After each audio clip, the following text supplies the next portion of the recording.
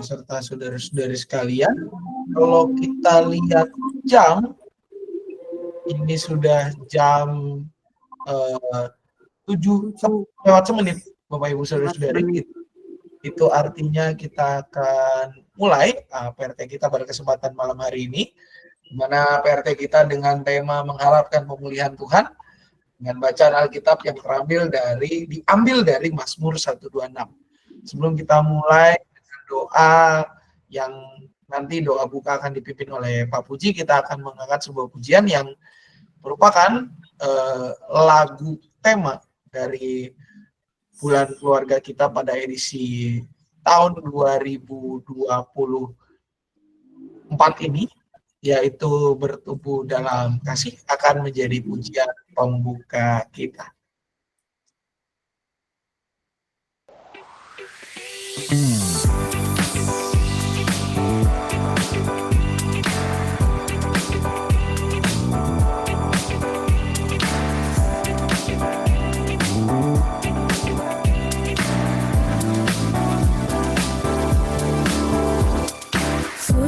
Saudara seiman di dalam tubuh Kristus, menyerahkan seluruh hidupnya, berbagi kasih bersama, kadang tawa dan kadang tangis, suka duka bersama, yang kuat menanggung yang lemah. Anugerahnya kita bertumbuh di dalam kasih, sehati sepikir setujuan, melangkah bersama. Tuhannya besar telah menanti di hadapan kita. Dirimu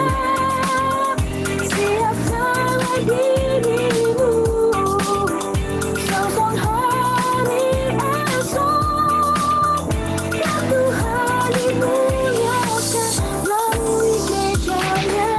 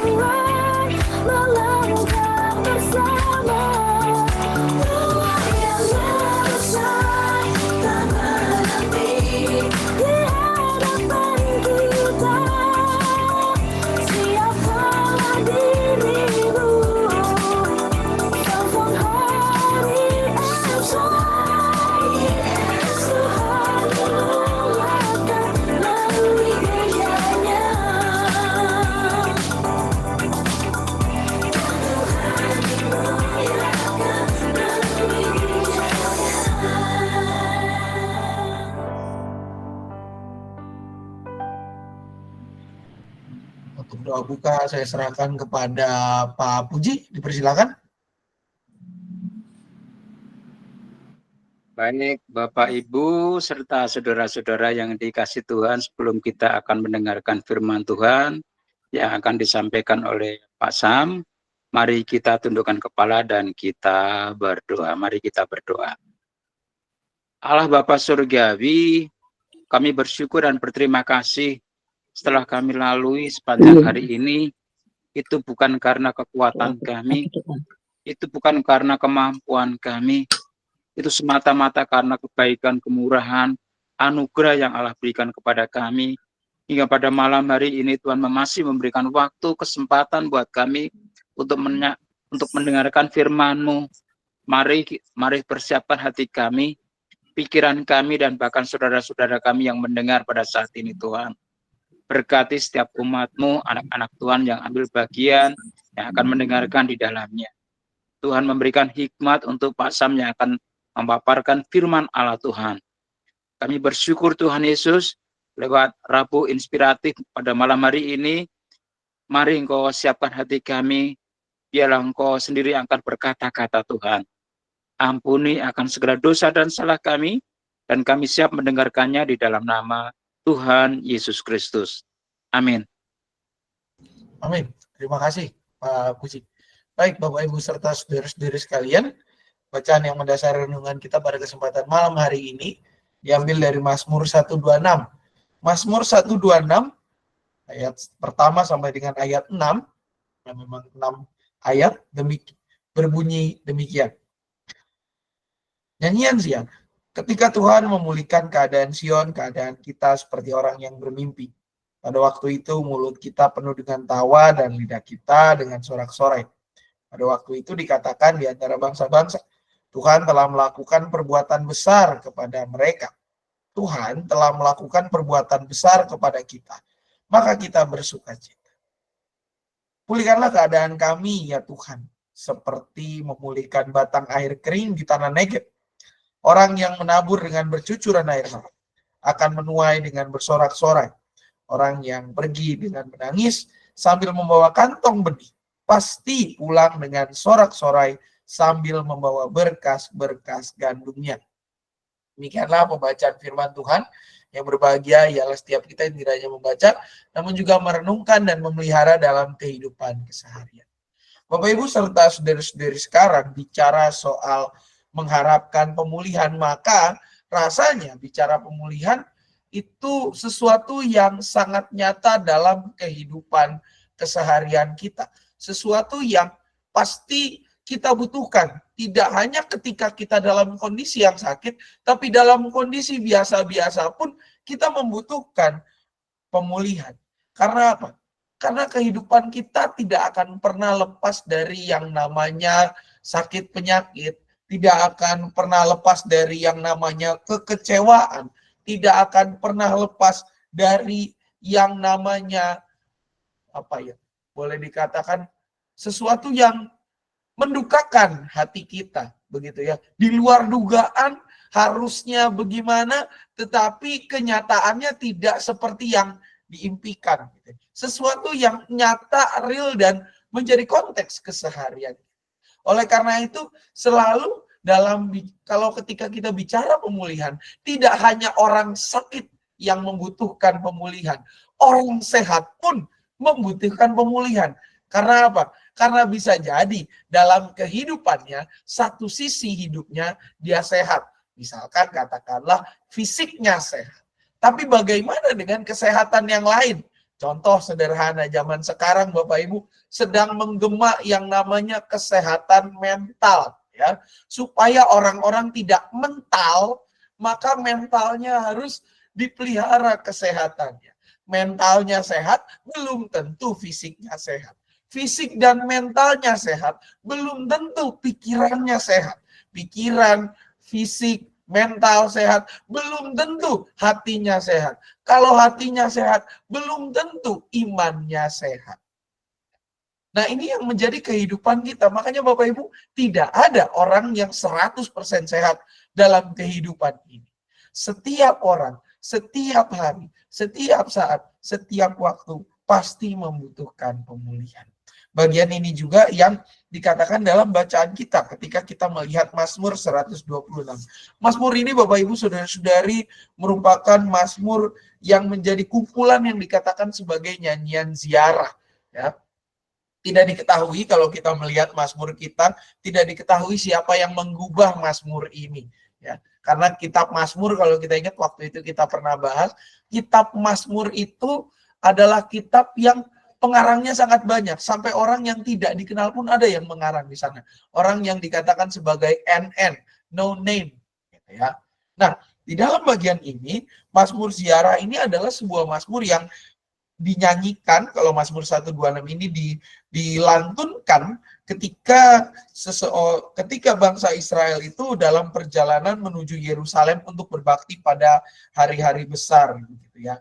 Nah, bersama dengan Mazmur Ziarah lainnya yang ada kodenya nanya ziarah gitu ya, ada sekitar kurang lebih 15 pasal. Di dalam bagian ini Mazmur 126 secara khusus ini merupakan mazmur yang sebuah mazmur yang menjadi pengingat, ya.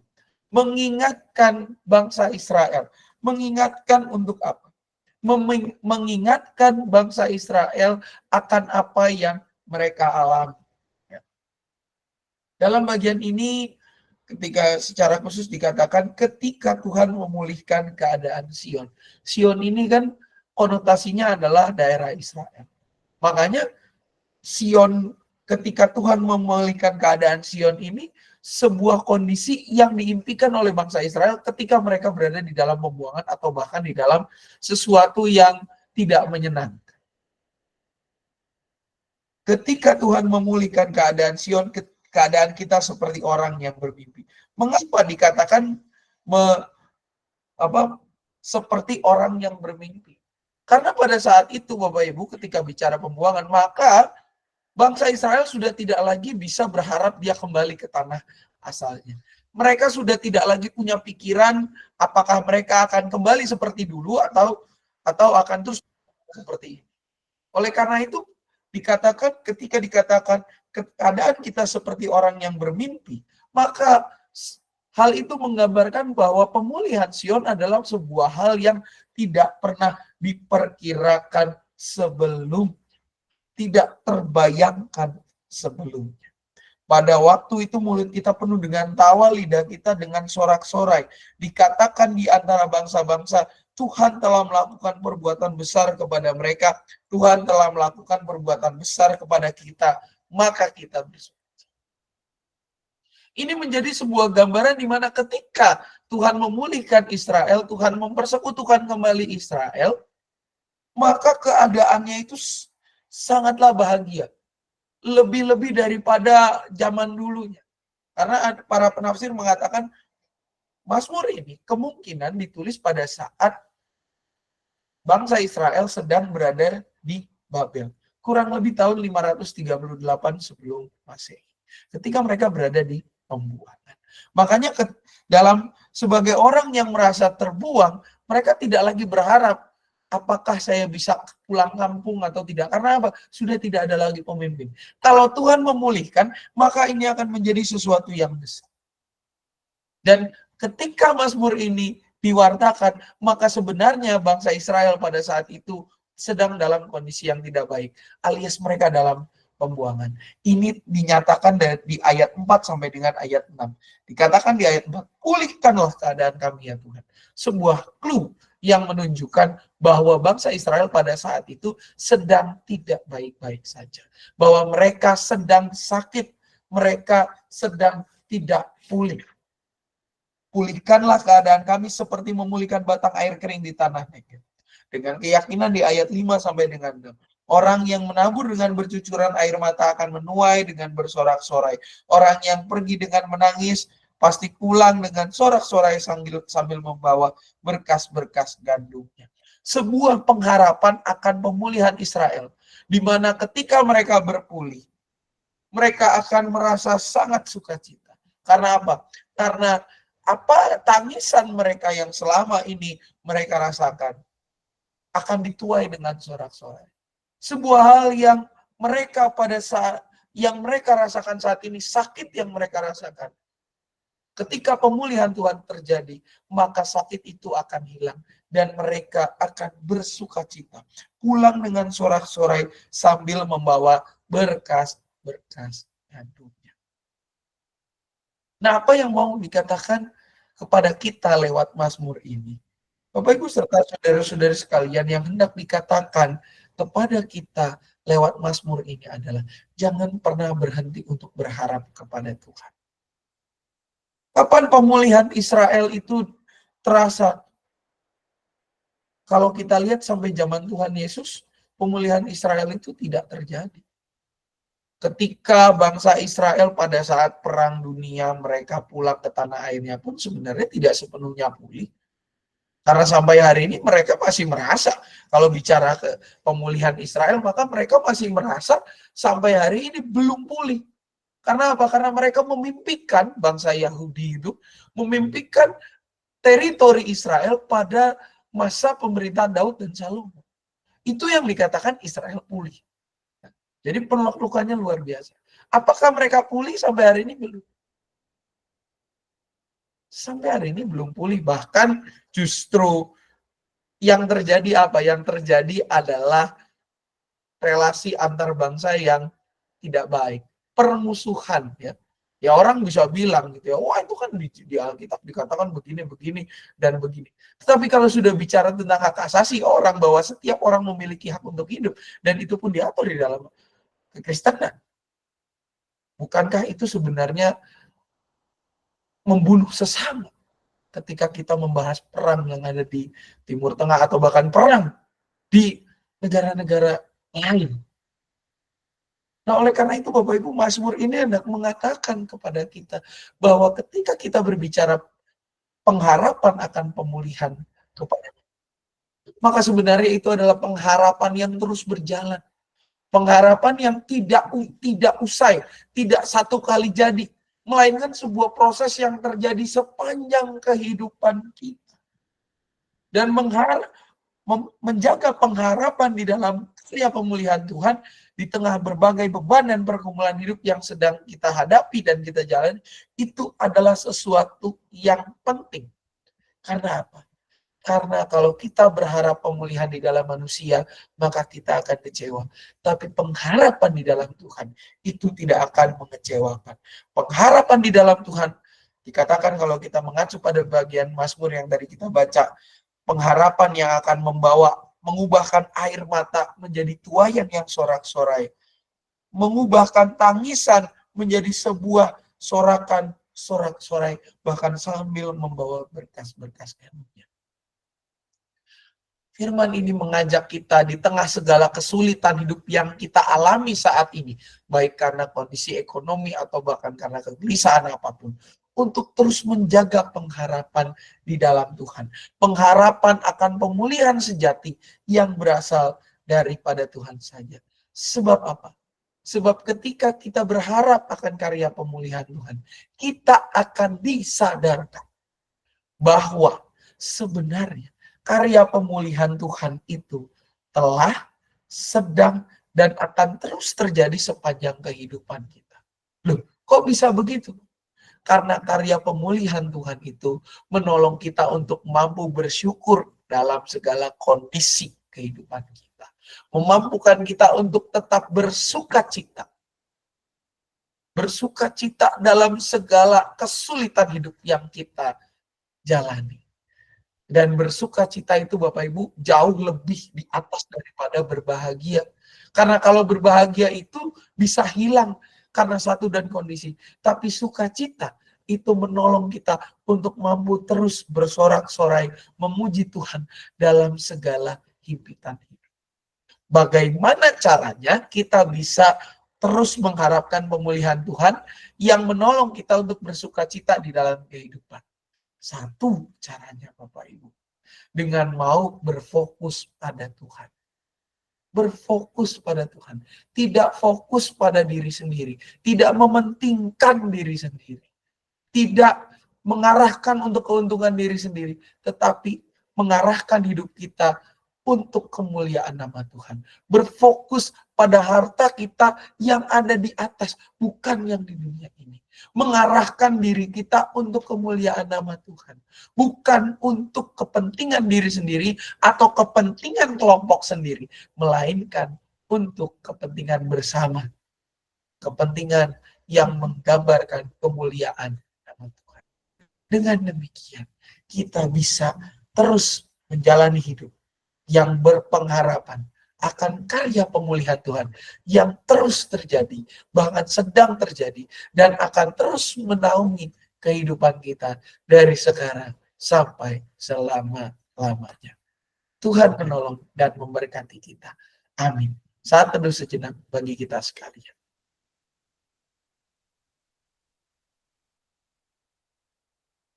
Saat teduh kita selesai, Bapak Ibu serta saudara-saudara sekalian, kita akan masuk kepada doa syafaat. Ada beberapa pokok doa yang sudah di listing di dalam daftar doa syafaat di warta jemaat kita.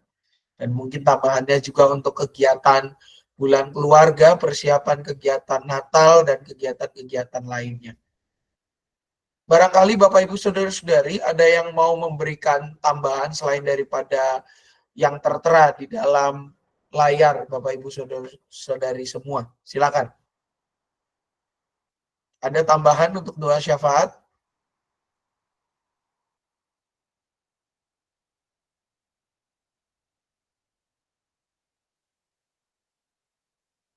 Tidak ada tambahan? Baik. Mari kita menaikkan doa syafaat kita kepada Bapak Ibu umat Tuhan yang kami kenal dalam Yesus Kristus. Kami bersyukur ya Tuhan melalui perenungan kami pada malam hari ini. Kami diingatkan untuk menjadi umat yang terus berpengharapan di dalam Engkau. Terus mengarahkan hidup kami di dalam pemulihan dan berjalan di dalam pemulihan yang berasal daripada-Mu saja. Mampukan kami ya Tuhan di dalam segala kondisi situasi yang kami hadapi pada saat ini, di tengah segala kesulitan kehidupan maupun di dalam segala kemudahan yang kami hadapi. Biarlah kami menjadi umat yang tetap berpengharapan di dalam Engkau saja. Pada saat ini kami juga berdoa ya Tuhan untuk bangsa dan negara kami, khususnya menjelang pemilihan kepala daerah serentak. Biarlah Tuhan yang bekerja, Tuhan yang menjaga keamanan, Tuhan yang boleh memberkati para kontestan yang akan berkontestasi, dan mampukan kami untuk berpartisipasi aktif dengan mau secara nyata hadir dalam pemilihan ataupun pemungutan suara tersebut dan berkontribusi nyata dalam pemilihan atau pemungutan suara di TPS yang telah ditentukan. Dan biarlah ini juga menjadi kontribusi nyata kami untuk pembangunan bangsa dan negara kami ya Tuhan, ke arah yang lebih baik, yang ke arah yang seturut dengan kehendak. Kami juga berdoa untuk gerejamu di tempat ini GKI Cicurug dengan segala kegiatannya untuk pencalonan bakal calon penatua, untuk kegiatan bulan keluarga, dan juga kegiatan-kegiatan menjelang Natal dan Tahun Baru, persidangan majelis jemaat pada minggu ketiga bulan Oktober, juga untuk kegiatan-kegiatan gereja, program-program semua ya Tuhan. Biarlah semua kegiatan ini membersamakan kami sebagai bagian dari persekutuan umat-Mu di tempat ini. Dan kiranya Tuhan juga yang menolong kami untuk mau berkontribusi nyata membangun gereja ini dengan semangat kami yang mau terus bersekutu dan yang memuji serta memuliakan nama-Mu saja. Berkati para aktivis kami, para guru sekolah minggu, aktivis multimedia, pemusik dan pemandu pujian, pengurus badan pelayanan jemaat, komisi dan kelompok kerja, para anggota majelis jemaat, para karyawan kami. Biarlah ya Tuhan, kiranya Tuhan yang terus memberkati kehidupan mereka, dan setiap kami yang mungkin belum memberi diri untuk melayani, Tuhan gerakkan hati dan pikiran kami, agar kami mau berkontribusi nyata dengan melayani umat-Mu di jemaat yang Kau izinkan berdiri ini. Kami berdoa juga untuk sanak saudara kami yang dalam kondisi sakit maupun dalam masa pemulihan, untuk Om Alena, Bapak Sutarto, Bapak Willy Hartono, Bapak Yusuf Gunawan, Bapak Fepton Ardian Resnawan, Ibu Hotna Boru Berutu, Ibu Tina, Ibu Wahyuni Kristin Saragi, Ibu Misda Pandiangan, Ibu Suwarti, Saudara Septian Raja Gultom, Saudari Rebeka, Ananda Ayu Naomi Sinaga, Ananda Giovanno Purba, juga sanak saudara kami, rekan-rekan kami yang di dalam pergumulan terkait pekerjaan, terkait pendidikan, terkait pasangan hidup, hubungan keluarga, dalam mereka yang sedang merindukan keturunan dan pergumulan-pergumulan lainnya. Biarlah Tuhan juga yang berkati kehidupan mereka, Tuhan juga yang boleh senantiasa hadir dalam kehidupan mereka, Tuhan juga yang boleh memulihkan dan memberikan pengharapan dalam kehidupan mereka. Keluarga yang mendampingi, Tuhan berikan semangat dan kecukupan selalu. Kami juga menyerahkan ya Tuhan, diri kami ke dalam tangan pemeliharaan-Mu saja. Segenap hidup kami biarlah terarah untuk kemuliaan nama-Mu. Doa ini hanya kami satukan dalam satu nama, yaitu Yesus Kristus, Sang Firman yang hidup, Juru Selamat kami berdoa dan berpengharapan. Amin. Bapak Ibu serta saudara-saudari sekalian, kita akan mengakhiri PRT kita pada kesempatan malam hari ini dengan mengangkat sebuah pujian yang diambil dari PKJ 285 berjudul Bila Badai Hidup Menerpamu. PKJ 285 akan menjadi pujian penutup kita.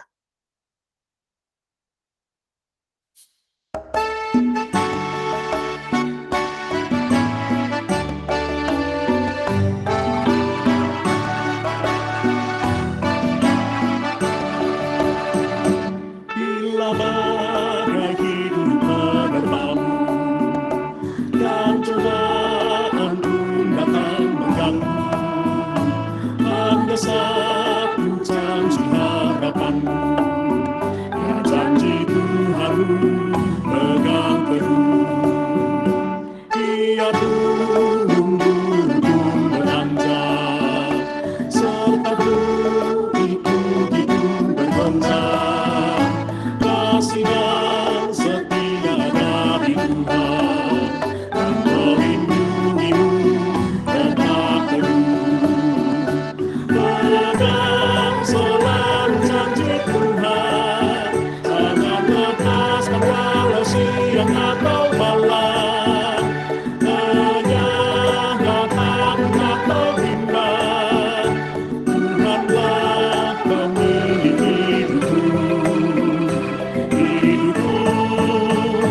Ia gunung-gunung beranjak serta bukit-bukit bergoncang, kasih dan setia dari Tuhan dan melindungimu tetap teguh, dan melindungimu tetap teguh.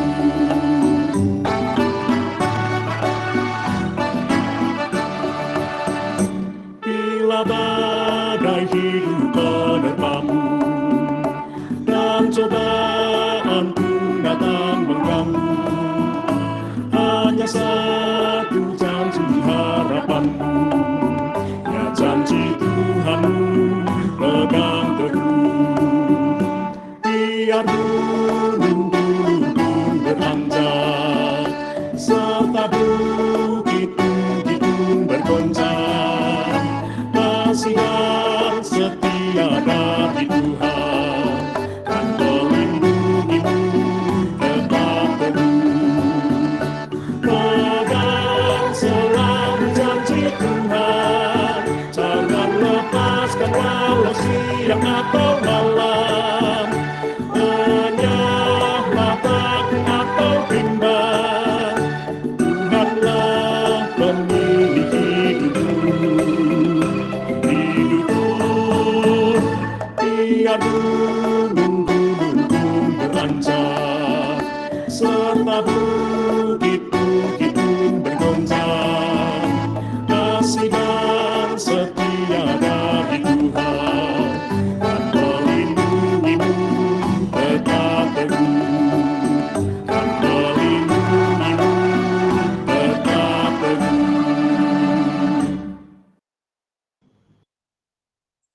Baik Bapak Ibu, PRT kita sudah selesai. Mungkin ada pengumuman dari Komisi Dewasa, dipersilakan.